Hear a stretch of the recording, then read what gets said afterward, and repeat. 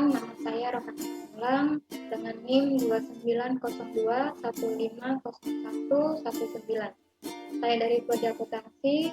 Saya akan mempresentasikan mata kuliah Bank dan Lembaga Keuangan dengan dosen pengampu Bapak Dimas Wijaksono, SE MAK.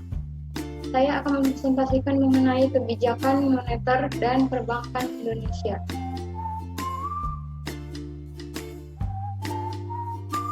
Pengertian kebijakan moneter.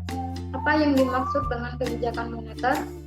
Pengertian kebijakan moneter adalah suatu kebijakan yang dikeluarkan oleh bank sentral untuk mengelola persediaan uang suatu negara demi mencapai tujuan tertentu, misalnya menjaga stabilitas nilai mata uang dan meningkatkan kecepatan kerja. Pendapat lain mengatakan bahwa pengertian kebijakan moneter adalah upaya pemerintah yang dilakukan melalui bank sentral untuk mengendalikan perekonomian makro agar kondisinya lebih baik dengan cara mengatur jumlah uang yang beredar dan meningkatkan kesejahteraan masyarakat. Di Indonesia, kebijakan moneter ini dilakukan melalui Bank Indonesia sebagai otoritas moneter untuk mengarahkan perekonomian nasional. Dalam pelaksanaannya, kebijakan moneter memiliki selisih waktu yang relatif lebih singkat dibandingkan dengan kebijakan fiskal karena Bank Indonesia tidak membutuhkan izin dari DPR dan Kabinet dalam pelaksanaan kebijakan moneter.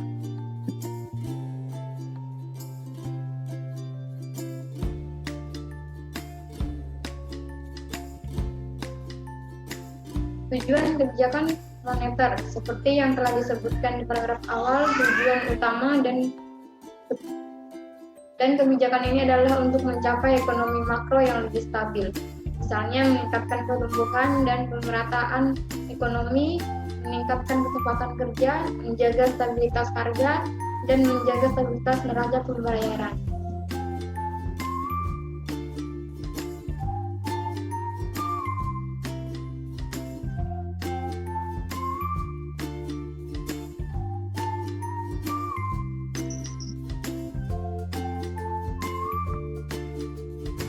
Penjelasan lebih rinci mengenai tujuan kebijakan moneter adalah mengedarkan mata uang rupiah sebagai alat tukar dalam kegiatan ekonomi, menjaga stabilitas antara kebutuhan perekonomian dan tingkat harga, mengoptimalkan distribusi likuiditas untuk meningkatkan pertumbuhan ekonomi berbagai sektor, mempertahankan stabilitas ekonomi dengan mengendalikan arus barang dan jasa produktivitas, menjaga stabilitas harga-harga di pasar dengan mengendalikan tingkat inflasi yang terjadi, membantu meningkatkan kesempatan kerja dengan cara meningkatkan investasi sehingga lapangan kerja baru terbuka, menjaga stabilitas neraca perdagangan kerja masyarakat dengan meningkatkan ekspor dan mengurangi impor. Fungsi kebijakan moneter.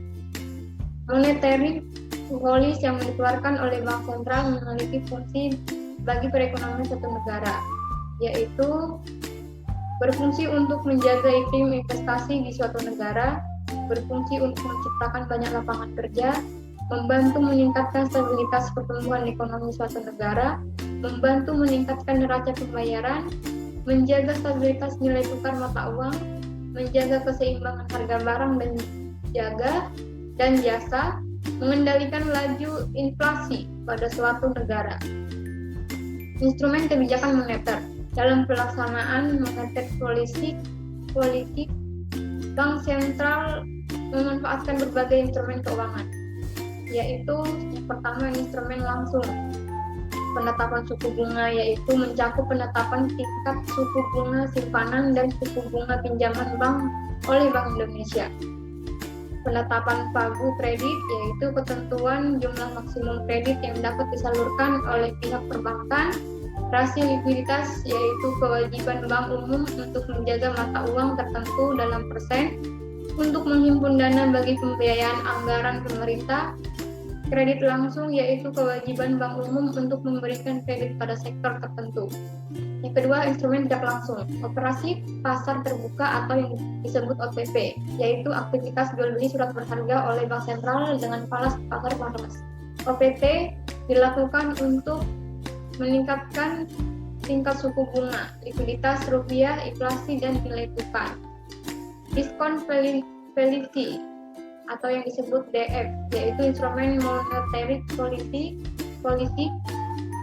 yang mempengaruhi peredaran uang di masyarakat melalui penetapan diskonto, pinjaman bank sentral pada umumnya kepada bank umum. Tujuannya untuk mengurangi permintaan kredit dari bank dan membatasi peredaran keuangan. Reserve Requirement atau RR, yaitu kewajiban bank umum untuk menyimpan cadangan wajib atau RR tertentu dari dana pihak ketiga di bank sentral sehingga mempengaruhi kemampuan bank umum dalam menyalurkan kredit. Jenis dan indikator monetary policy. Monetary policy yang berlaku di Indonesia dapat dibedakan menjadi dua, yaitu kebijakan kontraktif. Kebijakan kontraktif itu adalah membatasi jumlah uang yang beredar karena adanya inflasi yang tinggi. Yang kedua, kebijakan ekspansif, yaitu kebijakan yang menambah jumlah uang beredar di mana tujuannya untuk meningkatkan daya beli masyarakat saat perekonomian sedang merosot. Untuk menentukan tingkat keberhasilan kebijakan moneter, Bank Sentral menggunakan 3 indikator, yaitu uang beredar atau monetary targeting, pentargetan nilai tukar yaitu exchange rate targeting, target inflasi atau inflation targeting. Contoh monetary policy. Berikut ini adalah beberapa contoh monetary policy yang pernah dilakukan di Indonesia. Bank Indonesia melakukan lelang sertifikat miliknya atau bisa jual membeli surat-surat berharga di pasar modal. BI dapat menurunkan tingkat suku bunga ketika kondisi ekonomi sesuai dengan ekspektasi. Dan sebaliknya, BI dapat menaikkan tingkat suku bunga ketika ingin membatasi kegiatan ekonomi agar peredaran uang berkurang. Saat ekonomi mengalami resesi, peredaran uang akan ditambah agar aktivitas ekonomi meningkat. Salah satu contoh adalah membeli surat-surat berharga. Saat terjadi inflasi, BI dapat mengurangi peredaran uang di masyarakat dengan cara menjual surat-surat berharga, sehingga mengurangi aktivitas ekonomi yang berlebihan. Saya akan menjelaskan mengenai perbankan. Menurut Kamus Besar Bahasa Indonesia atau yang disebut KBBI, perbankan adalah segala sesuatu mengenai bank. Pengertian perbankan. Menurut Undang-Undang Nomor 10 Tahun 1998 tentang perbankan, pengertian perbankan adalah segala sesuatu yang menyangkut tentang bank, mencakup pelembagaan, kegiatan usaha, serta cara dalam proses melaksanakan kegiatan usaha. Sedangkan bank adalah badan usaha yang menghimpun dana dari masyarakat dalam bentuk simpanan dan menyalurkannya kepada masyarakat dalam bentuk kredit dan atau bentuk-bentuk lainnya dalam rangka meningkatkan taraf hidup rakyat banyak. Asas Perbankan Indonesia. Perbankan Indonesia dalam melakukan usahanya berasaskan demokrasi ekonomi berdasarkan Pancasila dan Undang-Undang 1945. Asas demokrasi telah ditegaskan dalam Undang-Undang Nomor 7 Tahun 1992 tentang perbankan sebagaimana diubah dengan Undang-Undang Nomor 10 Tahun 1998. Fungsi Perbankan Indonesia. Fungsi utama Perbankan Indonesia adalah sebagai penghimpun dan penyalur dana masyarakat serta bertujuan untuk menunjang pelaksanaan pembangunan nasional dalam rangka meningkatkan pemerataan pembangunan dan hasil-hasilnya, pertumbuhan ekonomi dan stabilitas nasional ke arah peningkatan taraf hidup rakyat banyak. Dengan kata lain, perbankan Indonesia bertujuan menunjang pelaksanaan pembangunan nasional dalam rangka meningkatkan pemerataan, pertumbuhan ekonomi, dan stabilitas nasional ke arah peningkatan kesejahteraan rakyat banyak. Sedangkan fungsi tambahan perbankan diantaranya adalah memberikan fasilitas pengiriman uang, penggunaan cek, dan memberikan generasi bank. Tujuan Perbankan Indonesia. Tujuan Perbankan Indonesia secara umum dibagi ke dalam 2 tujuan, yaitu yang pertama sebagai penyedia mekanisme dan alat pembayaran yang efisien kepada nasabah. Untuk ini bank menyediakan uang tunai, tabungan, dan kartu kredit. Ini adalah peran bank yang paling penting dalam kehidupan ekonomi. Tanpa adanya penyediaan alat pembayaran yang efisien ini, maka barang hanya dapat diperdagangkan dengan cara barter yang memakan waktu. Kedua, dengan menerima tabungan dari nasabah dan meminjamkannya kepada pihak yang membutuhkan dana. Berarti, bank meningkatkan arus dana untuk investasi dan pemanfaatan yang lebih produktif. Bila peran ini berjalan dengan baik, ekonomi suatu negara akan meningkat. Tanpa adanya arus dana ini, uang hanya berdiam di saku seseorang. Orang tidak dapat memperoleh pinjaman dan bisnis tidak dapat dibangun karena mereka tidak memiliki dana pinjaman. Prinsip perbankan Indonesia dalam menjalankan kegiatan usaha, perbankan berpegang pada beberapa prinsip. Yang pertama, prinsip kehati-hatian atau prudential principle. Prinsip kehati-hatian atau prudential principle adalah suatu prinsip yang menyatakan bahwa bank dalam menjalankan fungsi dan kegiatan usahanya wajib menerapkan prinsip kehati-hatian dalam rangka melindungi dana masyarakat yang dipercayakan kepadanya. Yang kedua, prinsip kepercayaan atau fiduciary principle adalah suatu prinsip yang mengatakan bahwa usaha bank dilandasi oleh hubungan kepercayaan antara bank dan nasabah, baik nasabah yang menyimpan dana di bank tersebut maupun nasabah debitur. Yang ketiga, prinsip kerahasiaan, confidential principle. Prinsip kerahasiaan adalah suatu prinsip yang mengharuskan atau mewajibkan bank merahasiakan segala sesuatu yang berhubungan dengan keuangan dan lain-lain dari nasabah. Bank yang menurut kelaziman dunia perbankan atau wajib dirahasiakan. Prinsip pengenal nasabah, yaitu atau know your customer effectively, adalah prinsip yang diterapkan oleh bank untuk mengenal dan mengetahui identitas nasabah serta melaporkan setiap transaksi yang mencurigakan. Undang-undang yang mengatur perbankan di Indonesia. Saat ini undang-undang perbankan yang berlaku ialah Undang-Undang Nomor 10 Tahun 1998 yang mengamandemenkan dari Undang-Undang Nomor 7 Tahun 1992. Ada sejumlah pasal yang diamandemen pelaksana, pasal mengenai kewenangan perizinan pendahuluan kantor bank.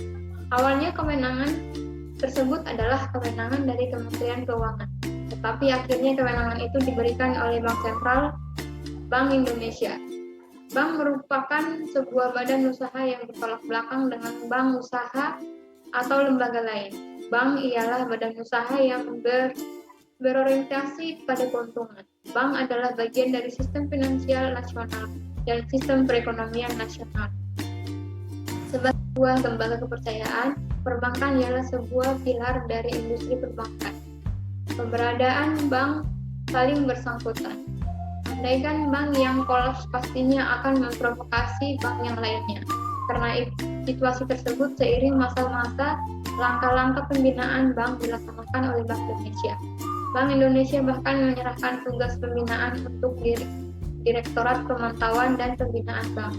Sampai akhir tahun 1999, Bank Indonesia selain diserahkan kewenangan moneter pun diberikan kewenangan sebagai lender of the last resort. Sebagai lender of the last resort, Bank Indonesia dapat memberikan kredit dalam skema kredit likuiditas Bank Indonesia dan pun bantuan likuiditas Bank Indonesia. Sampai akhir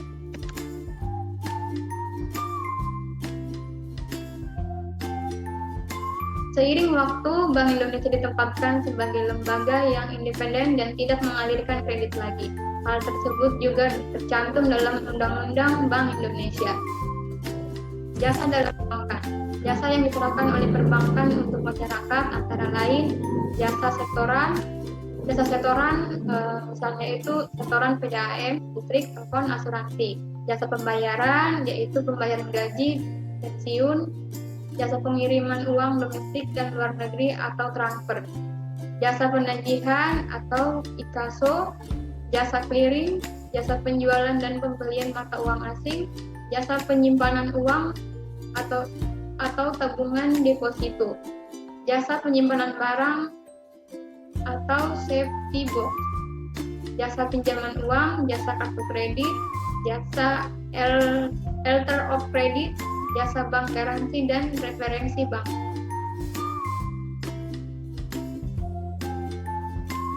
Untuk sumber dari yang saya presentasikan itu dari www.maxmoron.com, yaitu kebijakan moneter, dan www.free.diana dari yaitu perbankan, dan ruangpengetahuan.id pengertian perbankan. Sekian untuk presentasi saya.